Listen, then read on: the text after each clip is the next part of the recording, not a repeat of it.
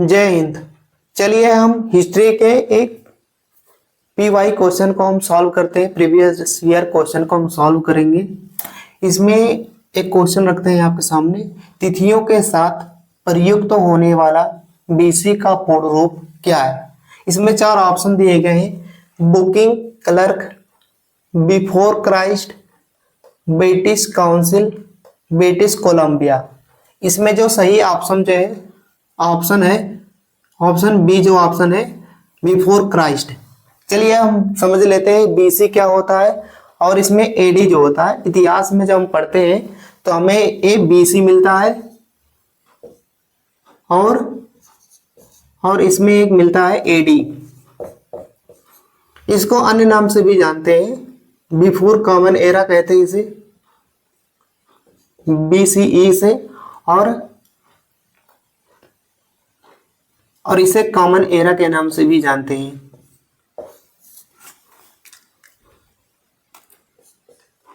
ये क्या होता है? ईसा मसीह जो थे, ईसा मसीह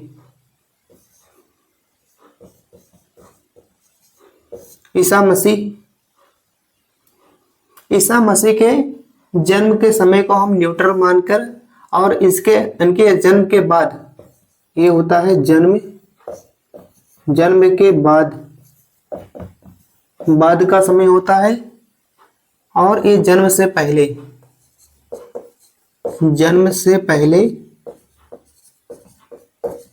को हम बीसी कहते हैं, जिसे हिंदी में ईसा पूर्व भी कहा जाता है। ईसा पूर्व, और इसे हम कहते हैं एसबी कहते हैं। चलिए हम दूसरा क्वेश्चन सॉल्व करके दिखाते हैं। जो कार्बन 14 तिथि निर्धारण पद्धति का विकास किसने किया? इसमें चार ऑप्शन दिए गए। Herodotus, Hegel, billiard, Libby, BA Smith. चलिए हम आपको 10 सेकंड का समय देते हैं, उसके बाद हम इसको आपको बताएंगे कार्बन 14 क्या होता है।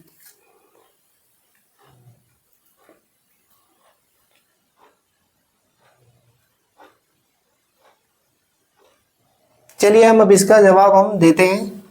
कार्बन 14 जो होता है, यह पद्धति का आविष्कार किसने किया था? बिलियर्ड लिब्बी ने किया था। अब चलिए हम बताते हैं कार्बन 14 क्या है। कार्बन 14 जो होता है ये रेडियोधर्मी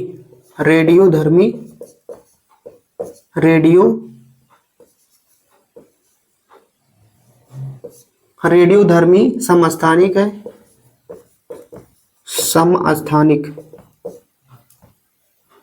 स्थानिक है। इसको अन्य नाम से और जाना जाता है रेडियो कार्बन डेटिंग।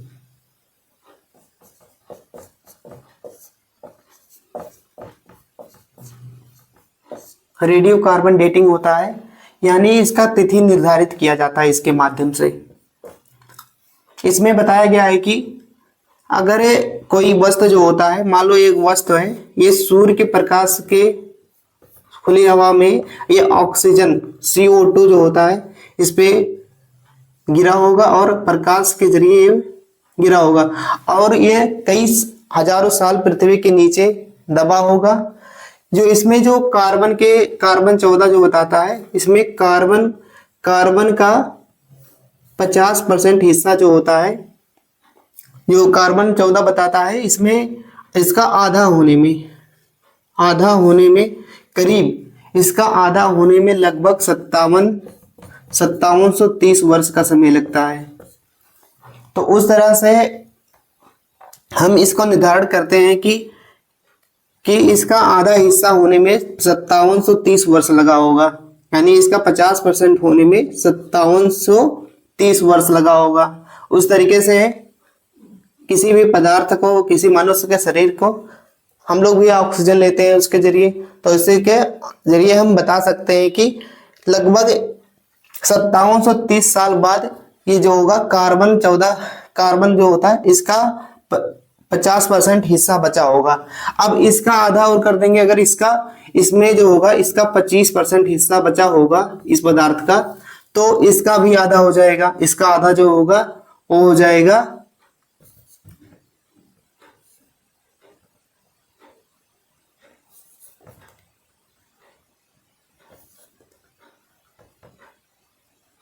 मतलब कुल हो जाएगा 2865 वर्ष हो जाएगा। इसका आधा हिस्सा बचा होगा इस पदार्थ का, तो इसका आधा हिस्सा जो है 2865 वर्ष हो जाएगा। चलिए हम अब तीसरा क्वेश्चन हम सॉल्व करके दिखाते हैं। महाभाष्य के रचनाकार कौन है?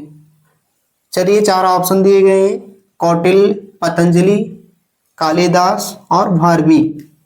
चलिए हम आपको 10 सेकंड का समय देंगे, उसके बाद आप कमेंट में इसका जवाब जरूर दीजिएगा, उसके बाद हम इसका आंसर बताएंगे। चलिए हम इस क्वेश्चन का हम जवाब आपको दे देते हैं। महाभाष्य के रचनाकार जो है पतंजलि श्री हैं, ऑप्शन ए सही है। और इसमें हम और ऑप्शन दिए गए हैं, इसमें कौटिल्य दिए गए हैं, इनके पुस्तक का नाम जो है अर्थशास्त्र है, अर्थशास्त्र। और कालिदास के पुस्तक का नाम क्या है? अग्निमित्र। इनके एक पुस्तक का नाम है अग्निमित्र, अग्निमित्र, अग्निमित्र इनके पुस्तक है। और चलिए हम आपको एक क्वेश्चन का एक बुक देते हैं, आपको बताइए किस इसके राइटर कौन है?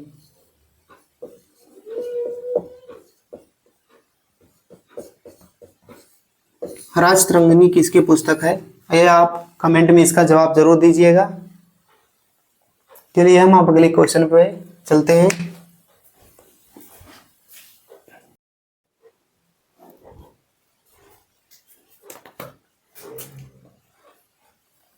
चलिए हम अगला क्वेश्चन सॉल्व करते हैं। यात्री इब्न बतूता कहां से आया था?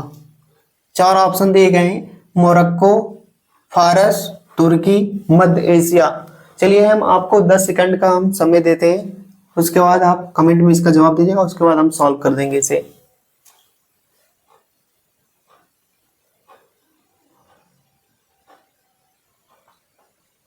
कमेंट में अपना जवाब जरूर दीजिएगा। चलिए अब हम इसका सवाल का हम जवाब देते हैं। यात्री इब्न बतूता जो था वो मोरक्को से आया था, पहला ऑप्शन जो है इसका ऑप्शन सही है। चलिए हम बताते हैं फाहियान, 2 यात्री और बताते हैं कहां से आए थे। फाहियान जो था और इब्न बतूता, और नहीं इब्न बतूता और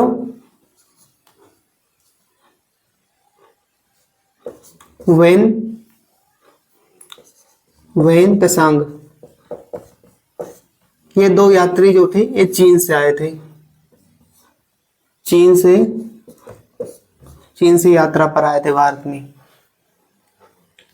चलिए तो हम अगला सवाल आपको हम सॉल्व करके दिखाते हैं। भारतीय पुरातत्व का जनक किसे कहा जाता है? ऑप्शन 1 दिया गया है अलेक्जेंडर कलिंगम को, ऑप्शन बी दिया गया है जेम्स प्रिंसेप, और ऑप्शन बी दिया गया है जॉन मार्शल, और ऑप्शन डी दिया गया है मार्टिन व्हीलर। चलिए हम आपको 10 सेकंड का समय देते हैं और इसका जवाब आप कमेंट में जरूर दें, जरूर दें।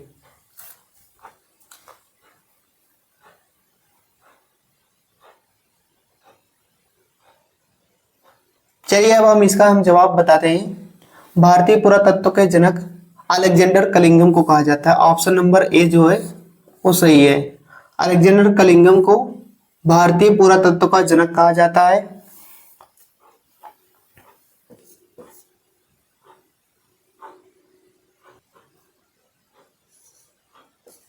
सारनाथ, शकिंसा,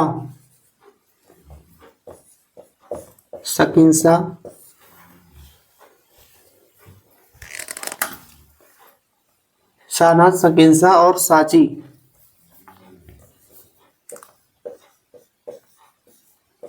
सांची का उत्खनन कराया था सारनाथ, शकिंसा और सांची का उत्खनन कराया था। और इनका इनका एक बुक था, इनके एक बुक का नाम था, इनका एक बुक था भारत का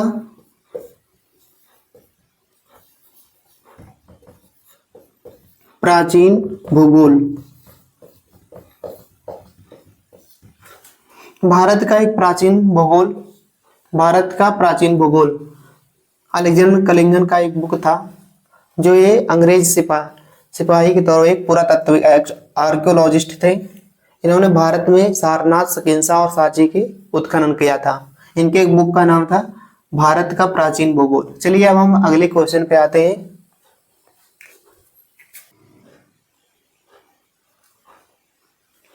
चलिए हम अगला क्वेश्चन सॉल्व करते हैं।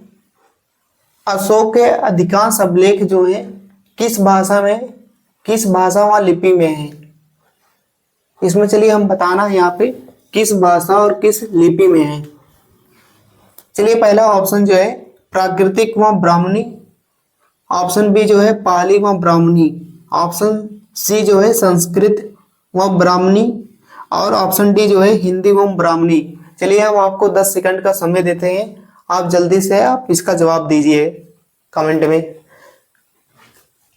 दिख रहा होगा आपको साफ, अशोक के अधिकांश अभिलेख किस भाषा में व लिपि में लिखे गए हैं। चलिए हम अब इसका जवाब हम आपको देते हैं। इसका प्राकृतिक, ऑप्शन ए जो है सही है, प्राकृतिक व ब्राह्मणी भाषा में लिखा गया है। प्राकृतिक भाषा व ब्राह्मणी लिपि है, ये जो होता है लिपि है।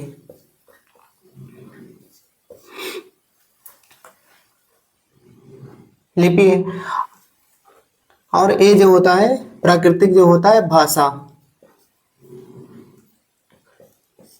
इसमें पूछा गया है भाषा और लिपि बताना है, तो प्राकृतिक भाषा है और लिपि जो है ब्राह्मणी लिपि है।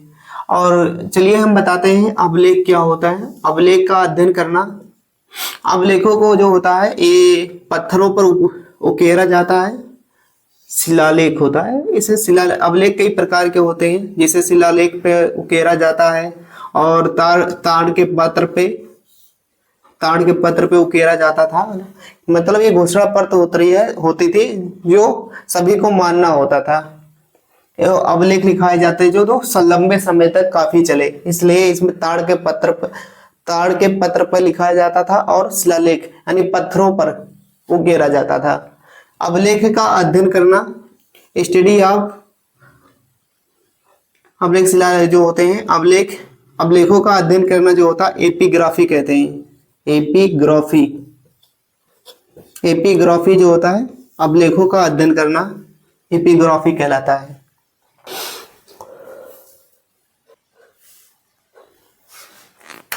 चलिए अब हम अगला क्वेश्चन सॉल्व करके दिखाते हैं। भारत में सिक्कों का प्रचलन कब प्रारंभ हुआ था?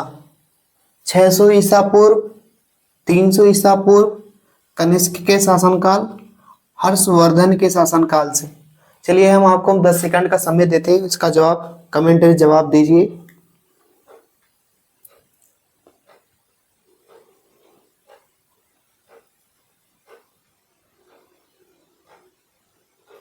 चलिए अब हम इसका जवाब देते हैं। भारत में सिक्कों का प्रचलन प्रारंभ जो हुआ था 600 ईसा पूर्व में हुआ था। हाँ, 6वीं शताब्दी ईसा पूर्व में हुआ था, ऐसा भी हम कह सकते हैं। 6वीं शताब्दी ईसा पूर्व को चाहे 600 ईसा पूर्व में हुआ था सिक्कों का प्रचलन। सोने का सिक्का सर्वप्रथम किसने चलाया था? सोने का सिक्का का सर्वप्रथम प्रचलन जो किया था वो कनिष्क के द्वारा किया गया था, जो जिसपे देवी लक्ष्मी की मूर्ति थी का तस्वीर था। देवी लक्ष्मी का चित्र, देवी लक्ष्मी जी का चित्र इस पे अंकुरित था। जो कनिष्क कुषाण के शासक जो थे, कुषाण शासक कनिष्क, कुषाण राजा जो था, कुषाण के राजा कनिष्क ने सोने के सिक्के चलवाया था, जिसपे देवी लक्ष्मी माँ लक्ष्मी जी का तस्वीर उस पे अंकित था। और सातवाहन वंश के द्वारा सातवाहन वंश के शासकों ने इसमें इन्होंने एक सिक्का चलवाया था। इस पे हाथी,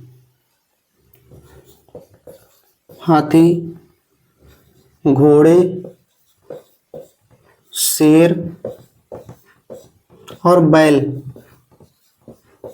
के चित्र को अंकुरित कराया था। हाथी, घोड़े और शेर और बैल सातवाहन वंश के लोग कराए थे। और वहीं पर तुर्की और मुगलों ने अपने सिक्के पर अरबी भाषा में अंकित कराए थे। चलिए आप बताइएगा, आप कमेंट में जरूर जवाब दीजिएगा। सर्वप्रथम तांबे का सिक्का का प्रचलन किसने किया था? और एक सवाल और बताइएगा। इसमें एक सवाल है,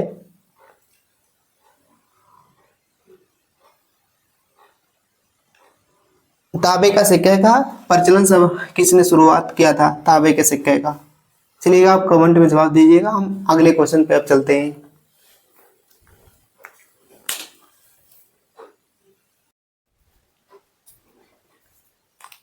चलिए अब हम अगले क्वेश्चन पे आते हैं। भीमबेटका किसके लिए प्रसिद्ध है? ऑप्शन ए जो दिया गया है गुफाओं और शैलचित्र के लिए, ऑप्शन बी खनिज, ऑप्शन सी जो है बौद्ध प्रतिमाएं, सोन नदी का उद्गम। चलिए हम आपको 10 सेकंड का समय देते हैं, इसका आप जवाब कमेंट में जरूर दें।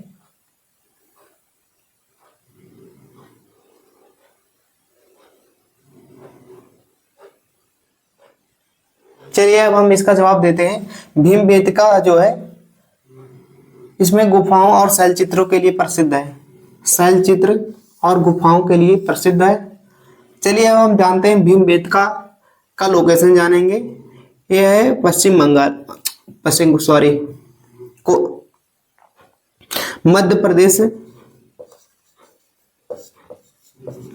मध्य प्रदेश के रायसेन जिले में स्थित है। रायसेन जिले में स्थित है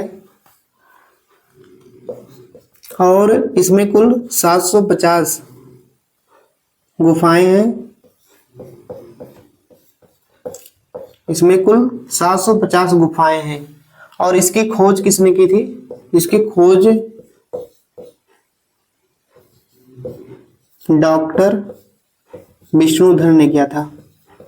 विष्णुधर ने इसकी खोज की थी। कुल यह कहाँ पड़ता है? मध्य प्रदेश के रायसेन जिले में स्थित है। इसमें कुल 750 गुफाएं हैं और इसकी खोज जो की थी डॉक्टर विष्णुधर ने इसकी खोज की थी। डॉक्टर विष्णुधर ने।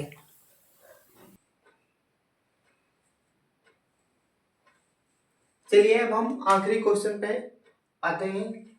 प्लिनी की मूल कृति नेचुरल हिस्ट्री किस भाषा में लिखित है? किस भाषा में लिखा गया है, रचित है? 4 ऑप्शन दिए गए हैं, ग्रीक, लैटिन, फ्रेंच और इंग्लिश। चलिए हम आपको 10 सेकंड का समय देते हैं। आप इसका उत्तर आप कमेंट में जरूर दीजिएगा, कमेंट में लिखते चलिएगा।